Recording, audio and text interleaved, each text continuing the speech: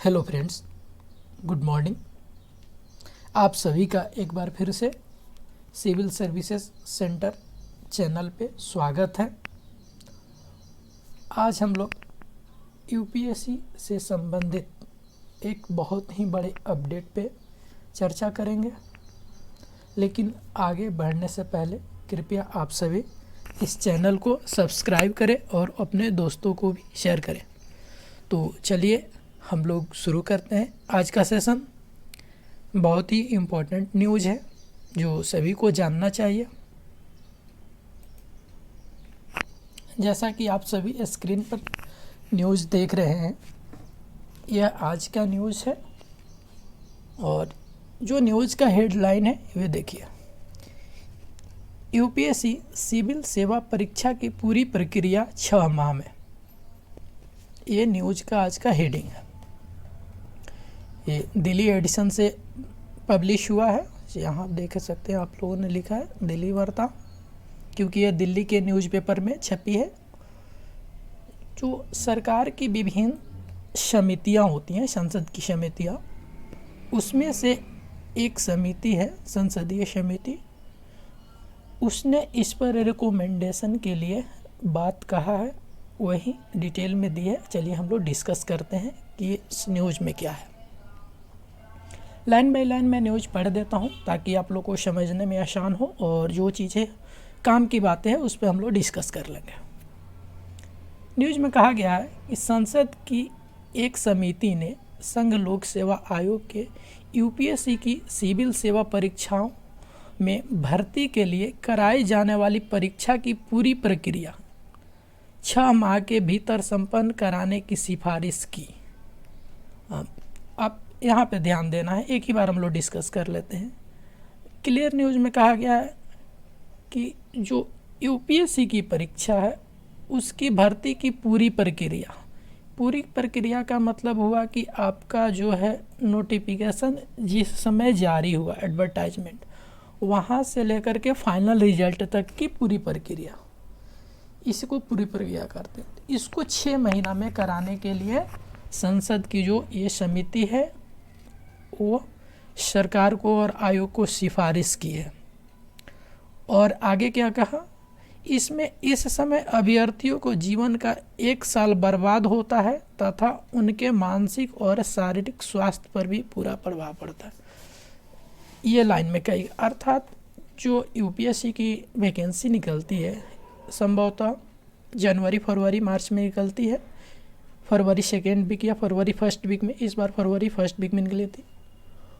और जो mains PT exam होते हैं मई जून में, और मेंस होते हैं सितंबर अक्टूबर में, और फिर जो रिज़ल्ट आकर के इंटरव्यू होती है और इंटरव्यू के बाद फाइनल एग्ज़ाम्स रिज़ल्ट निकलती है, तो ये सारी प्रक्रिया लेकर के करीब 12 से 15 माह लग जाते हैं एक साइकिल को पूरा करने के लिए। अर्थात एक एडवर्टाइजमेंट को वैकेंसी से लेकर के फाइनल रिजल्ट तक पूरा करने की प्रक्रिया में 12 से 15 माह लग जाते हैं। उस चीज़ को कम करने के लिए ये संसद की समिति ने सिफारिश किया है कि आप इसको कम करके सिर्फ 6 महीना के अंदर पूरा कीजिए। आगे देखते हैं क्या कहा है। और इसमें उन्होंने क्यों ऐसा कहा, तो समिति का कहना है कि जो इतनी लंबी प्रक्रिया होती है तो इससे स्टूडेंट के मानसिक और शारीरिक स्वास्थ्य पर बुरा प्रभाव पड़ता है, और उनका 1 से 1.5 साल का जो समय होता है वो भी बर्बाद होता है। कि मान लीजिए जिनका एग्ज़ाम इस बार नहीं हुआ और वो नेक्स्ट एग्ज़ाम के लिए तैयारी करेंगे, एग्ज़ाम में अपीयर होंगे, तो उनके 1 से 1.5 साल इस तरह से बर्बाद हो गए। इसलिए आप इसको 6 महीना के अंदर ही पूरा कीजिए कि जिनका सिलेक्शन नहीं होगा वो अगली बार पुनः इसमें जल्द से जल्द शामिल हो सके, उनको 1 साल 1.5 साल इंतज़ार न करना पड़े। आगे देखते हैं क्या कहा। राज्यसभा सदस्य सुशील कुमार मोदी की अध्यक्षता वाली कार्मिक लोक शिकायत एवं पेंशन मंत्रालय से संबद्ध संसद की अस्थायी समिति ने विभाग की वर्ष 2023-24 की अनुदान की मांगों पर अपने 126वें प्रतिवेदन में कहा कि इस समय सिविल सेवा परीक्षा की अधिसूचना जारी किए जाने की से अंतिम परिणाम घोषित होने में करीब 15 माह लगते हैं। जो सुशील कुमार मोदी जी हैं, राज्यसभा के सांसद हैं और ये बिहार से बिलोंग करते हैं, बिहार राज्य से। उनकी अध्यक्षता में जो मीटिंग हुई, मीटिंग में उन्होंने कहा कि इस समय जो सिविल सर्विसेज की प्रक्रिया है वो नोटिफिकेशन यानी अधिसूचना जो जारी करने का समय है और उससे अंतिम परिणाम घोषित यानी जो वैकेंसी घोषित हुआ और जो रिजल्ट आती है उसके अनुसार कुल 15 महीना लग जाते हैं।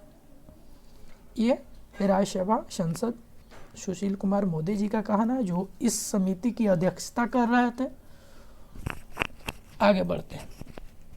समिति का विचार है कि भर्तियों संबंधी किसी भी परीक्षा की सामान्यतः 6 माह से अधिक लंबी नहीं होना चाहिए।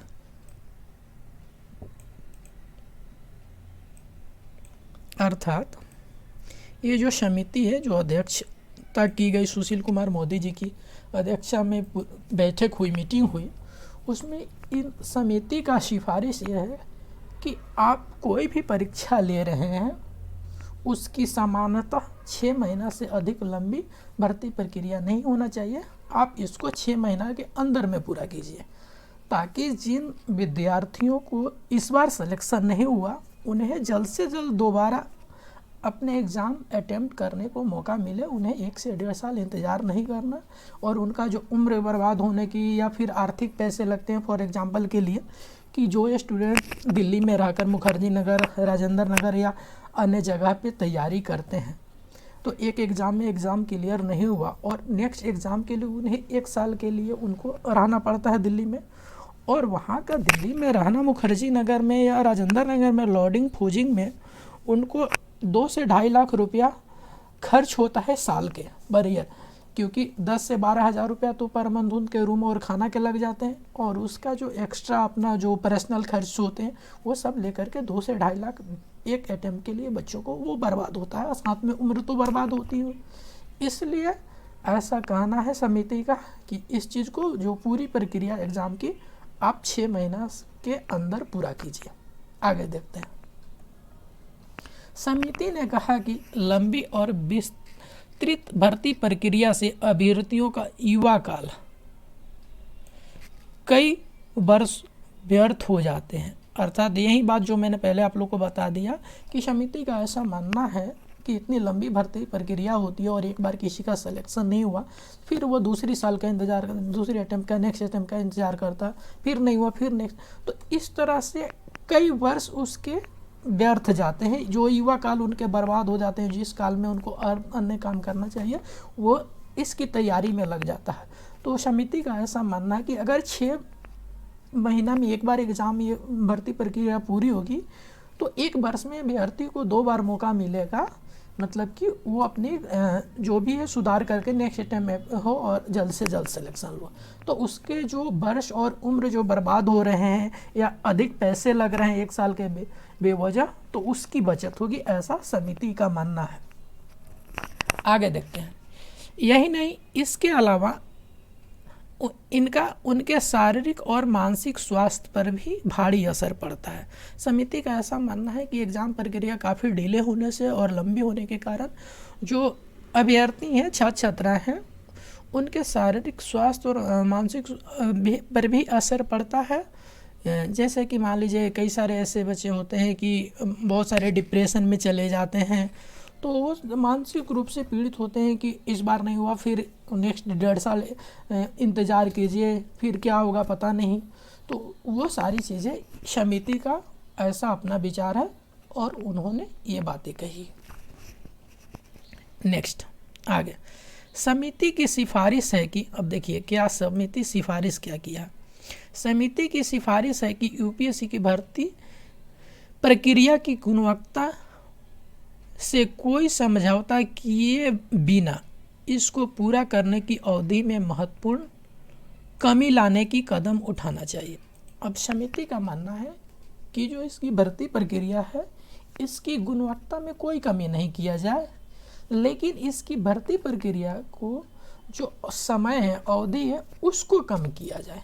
यानी एग्ज़ाम जो जटिल होती है या जिस तरह से पारदर्शी होती है, उसमें किसी भी तरह का कोई छेड़छाड़ या कुछ नहीं हो, उसकी गुणवत्ता में कमी नहीं किया जाए।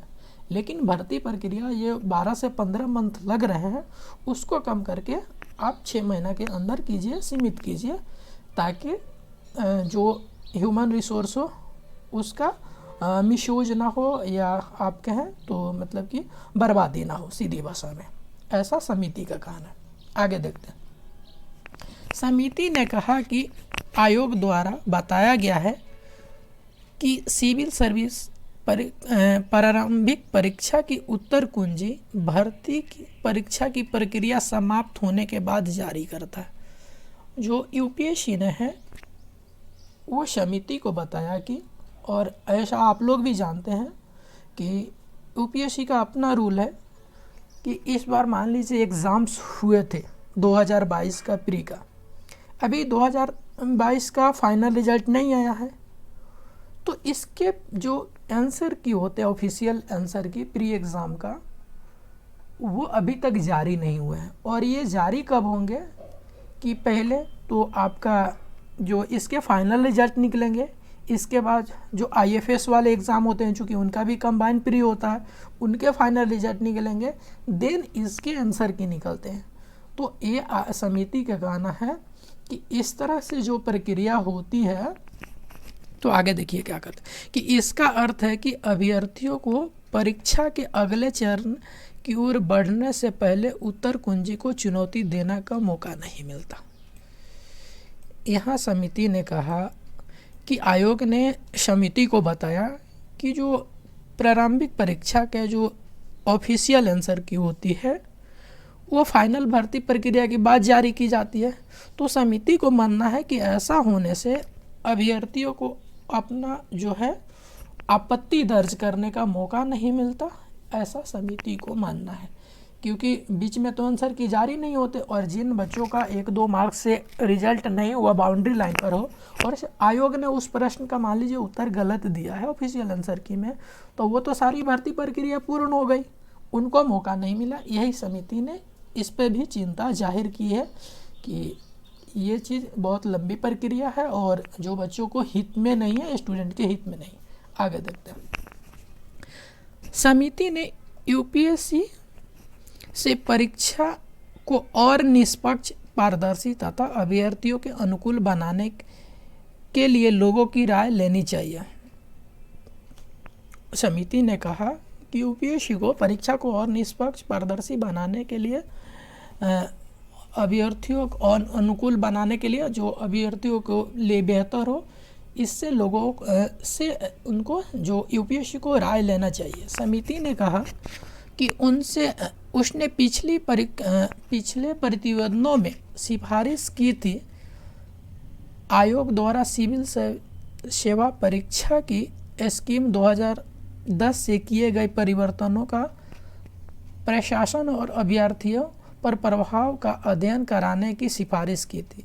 समिति की कहना है कि पिछली जो भी परीक्षाएं हो रही है या परिवर्तन हुए हैं, उस पे अध्ययन करने के लिए समिति ने जो आयोग को सिफारिश किया था कि भाई आपने जो परिवर्तन किए हैं, बदलाव किए हैं, उस पर अभ्यर्थियों पर और जो प्रशासन है उन पर क्या प्रभाव पड़ रहा है, उसका अध्ययन करें। आगे देखते हैं। समिति ने आयोग द्वारा गठित बसवान समिति रिपोर्ट का भी उल्लेख किया। जो बसवान कमेटी की एक रिपोर्ट आई थी जो सिलेबस वगैरह से लेकर थी और उम्र सीमा के लेकर, उसका भी इसमें उल्लेख किया गया है। लेकिन कहा कि उसकी सिफारिशें परीक्षा की पात्रता, पाठ्यक्रम, स्कीम और पैटर्न के बारे में है। वही जो चीज़ मैंने बताया कि सिलेबस और एग्ज़ाम पैटर्न और उम्र वगैरह के वो करके थी बसवान कमेटी की रिपोर्ट, उसकी भी चर्चा की गई। कल जो मीटिंग हुई थी उस मीटिंग में इसकी भी बात की गई। समिति ने मंत्रालय से फिर कहा कि एक विशेष समिति बनाकर ये पिछले साल में यूपीएससी की परीक्षा के पाठ्यक्रम, पैटर्न, स्कीम बदलावों का, भर्तियों की गुणवत्ता और विशेषज्ञों को कोई समिति गठित किया जाए। यानी जो लास्ट जो पैराग्राफ है उसमें जो समिति ने आपको कहा कि मंत्रालय से, जो मंत्रालय है कार्मिक मंत्रालय विभाग है, उनसे कहा कि एक विशेष समिति बनाइए। देखिए यहाँ पे लिखा है एक विशेष समिति बनाकर जो पिछले साल एग्ज़ाम्स हुए हैं यूपीएससी के, उसके पाठ्यक्रम, उसके पैटर्न और स्कीम में जो बदलाव किया गया था या भर्ती की गुणवत्ता है, विशेषज्ञों का कोई समूह बनाकर उसके लिए गठित किया जाए और इन सभी चीज़ों पर जो है एक समीक्षा की जाए कि क्या चीज़ें इसमें और सुधार किया जा सकता है और स्टूडेंट के लिए बेहतर किया जा सकता है। तो जिस तरह से समिति ने अपना रिपोर्ट सरकार को भेजी है, आयोग को इससे अवगत कराया है, तो हो सकता है कि आने वाले समय में यूपीएससी में कुछ बड़े बदलाव देखे जा सकते हैं। क्योंकि एक चीज़ और है इन सब के अलावा कि जो हिंदी भाषी राज्य के स्टूडेंट हैं उन लोग का सीसेट पर भी मतलब कि अभी भी मांग रही है कि जो सीसेट के जो पैराग्राफ आते हैं और उसमें काफ़ी जटिल होती है, चूँकि ट्रांसलेशन की जाती है, वो ट्रांसलेशन सही होते नहीं है और बहुत कठिन वर्ड होते हैं। कहने तो के लिए तो हिंदी में वो होते हैं, लेकिन इतने कठिन वर्ड होते हैं, शब्द होते हैं कि पहले अभ्यर्थी कभी सुना नहीं होता है और वैसे शब्दों को सही तरीके से समझने और उत्तर देने में कई सारे अभ्यर्थियों को प्रॉब्लम होती है। तो उस पर भी अभी भी बात चलते आ रहा। तो इन सारे चीज़ों को लेकर के अब देखिए इस पर जो मंत्रालय है क्या निर्णय लेता है और आयोग जो है इस पर अपना क्या विचार रखता है और आगे किस तरह की बदलाव देखने को मिलती है। लेकिन ये सारी प्रक्रिया लंबी है। अगर बदलाव होने होंगे तो 2024 या 25 से होने होंगे, क्योंकि इस बार की वैकेंसी ऑलरेडी निकल चुकी है और उसकी एग्ज़ाम्स 28 मई को निर्धारित है। इसलिए अभी किसी भी प्रकार के इस वर्ष बदलाव में संभव नहीं है। तो आज के लिए इतना ही। ये अति महत्वपूर्ण जानकारी है कि इसमें कुछ चीज़ें हैं जो अगर लागू कर दी जाती है आयोग के द्वारा तो अभ्यर्थियों के हित में बहुत अच्छा होगा। खास करके अगर एग्ज़ाम का अवधि और कम किया जाता है और जो उत्तर कुंजी है यानी आंसर की जारी करने की प्रक्रिया की अगर आप पहले जारी करेंगे तो जो बाउंड्री लाइन वाले बच्चे हैं उनको अगर किसी प्रकार की दिक्कत होती है और वो क्लेम करते हैं आयोग की गलती की, तो उन्हें मौका मिलेगा कि 1-2 मार्क्स से नहीं बाहर जाना पड़ेगा, नहीं तो सारी मेहनत पे पानी फिर जाती है। तो देखिए आगे क्या होता है। जैसे भी कोई अन्य अपडेट आएगी आप लोगों को बताया जाएगा। आप सभी बने रहिए इस चैनल पे और आप सभी का सपोर्ट ऐसे ही बना रहे। इसके लिए बहुत बहुत धन्यवाद।